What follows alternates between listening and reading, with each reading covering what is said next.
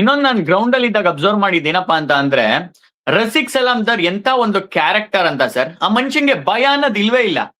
ಚೆನ್ನಾಗಿ ಫೀಲ್ಡಿಂಗ್ ಮಾಡಿದ್ರೆ ದೂರ ಓಡೋಗ್ಬಿಟ್ಟು ಬೆಂತಟ್ಬಿಟ್ಟು ಬರ್ತಾರೆ. ಹೇಸಲ್ವುಡ್ ಒಂದೆರಡು ಬೌಂಡ್ರಿ ಬ್ಯಾಕ್ ಟು ಬ್ಯಾಕ್ ಹೊಡ್ಸ್ಕೊಂತಿದ್ದಾರೆ KL ರಾಹುಲ್ಗೆ ಅಂತ ಅಂದ್ರೆ, ಇವ್ರು ಹೋಗ್ಬಿಟ್ಟು ಮಾತಾಡ್ತಾ ಇದ್ದಾರೆ.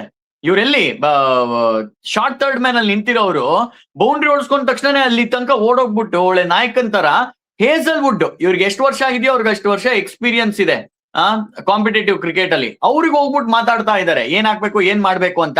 ಇದನ್ನ ನಾನು ಅಬ್ಸರ್ವ್ ಮಾಡಿದ್ದು ವೈಭವ್ ಸೂರ್ಯವಂಶಿ ಅವರು ಹೊಡಿತಾ ಇದ್ದಾಗ್ಲೂ ಕೂಡ ಇವ್ರು ಹೋಗ್ಬಿಟ್ಟು ಹೇಸಲ್ವುಡ್ ಹತ್ರ ಮಾತಾಡ್ತಾ ಇದ್ರು. ಒಂಥರ ಒಳ್ಳೆ ಕ್ಯಾರೆಕ್ಟರ್ ಅಂತ ಅನ್ನಿಸ್ತಾ ಇದೆ.